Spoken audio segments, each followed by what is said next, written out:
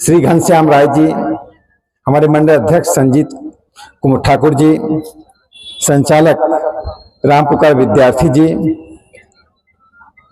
रामकरण पासवान जी, दिलीप जी, और आपके यहाँ के यदि मैं कहूँ सूक्ष्म रूप से तो यहाँ के रेल मंत्री नवीन जी, नीरज नवीन जी जो आपके प्रतिनिधि हैं समस्तीपुर मंडल में, जितेंद्र जी, कमल जी जिन्होंने शुरू में ही विस्तार से यहाँ की समस्याओं का और उसके समाधान दोनों का जिक्र किया, सुशील सिंघानिया जी, हरिराम पाल जी, राजेश कुमार जी,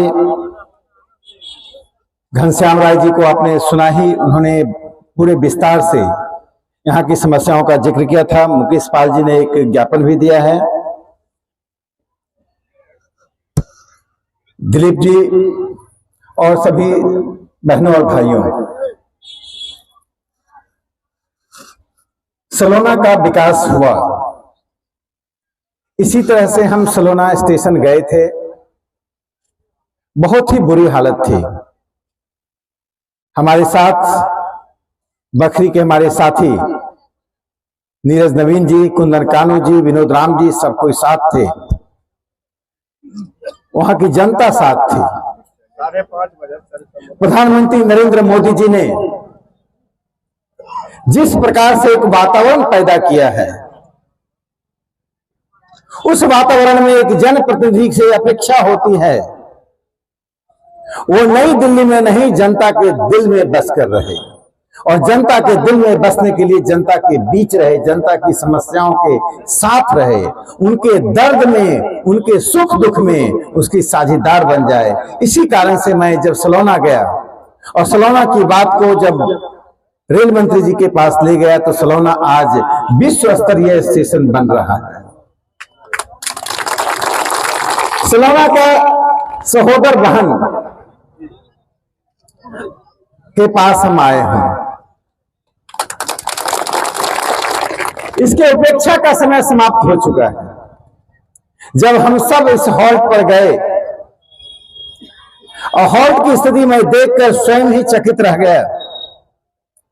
36 साल पहले हॉल्ट बना, 36 साल से हॉल्ट की स्थिति दयनीय बनी रही।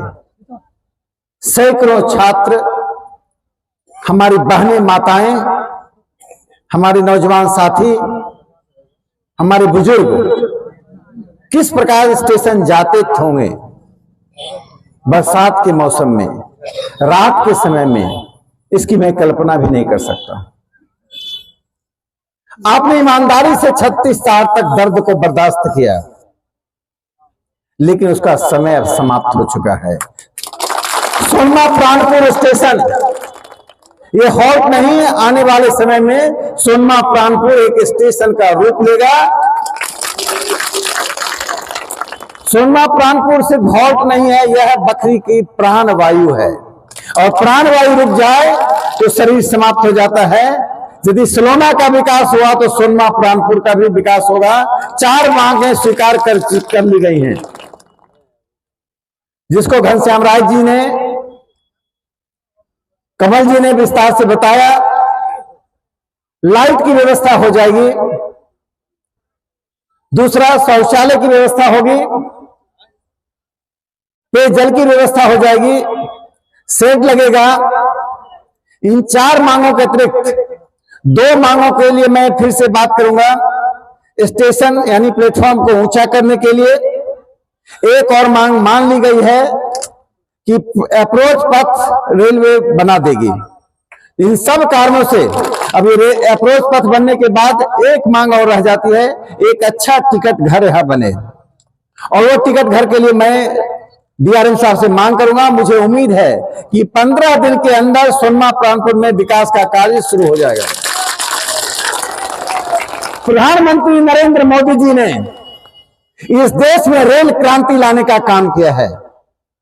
हम सुनते थे कि बुलेट ट्रेन जापान में है, हमें कहानियां सुनाई जाती थी और उसका फोटो दिखाया जाता था, हम लालच से ललचते थे। आज बुलेट ट्रेन को उन्होंने हिंदुस्तान में ला खड़ा कर दिया है। आज सैकड़ों स्टेशन को, 1000 स्टेशन को विश्व स्तरीय स्टेशन बनाया है। उसमें बेगूसराय जिले के कौन स्टेशन आप देखिए, सलौना, लखमीनिया, साहेबपुर कमाल, बछवाड़ा, बरौनी, बेगूसराय, ये 6 स्टेशन ऐसे हैं जो दुनिया के बड़े स्टेशनों के बराबर के स्टेशन के रूप में होंगे। और सोनमा प्राणपुर अगले 2 सालों के अंदर स्टेशन का रूप ले लेगा। तत्काल इसकी जितनी समस्याएं हैं, स्थानीय समस्याएं दूर होंगी। सोनमा प्राणपुर में कुछ ट्रेनों का ठहराव होना चाहिए। मैं नीरज जी से कहूंगा कि अगली बार जो बैठक होगी उसमें प्रस्ताव दें, और ये प्रस्ताव निश्चित रूप से मंजूर होगा। कुछ आवश्यक ट्रेन यहां ठहरे, जिससे सोनमा प्राणपुर में लोग बैठे और सीधे नई दिल्ली पहुंचे। सोनमा प्राणपुर की सब्जी नई दिल्ली में लोग खाएं। इसके लिए जरूरी है नई दिल्ली के लोगों के लिए कि यहाँ के ट्रेन का ठहराव करें।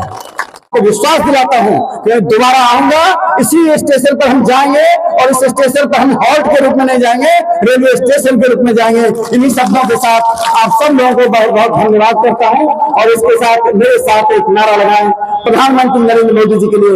नरेंद्र मोदी जिंदाबाद, नरेंद्र मोदी जिंदाबाद, जेपी नड्डा जिंदाबाद, अमित शाह जी जिंदाबाद, अमित शाह जी जिंदाबाद, नरेंद्र मोदी जिंदाबाद।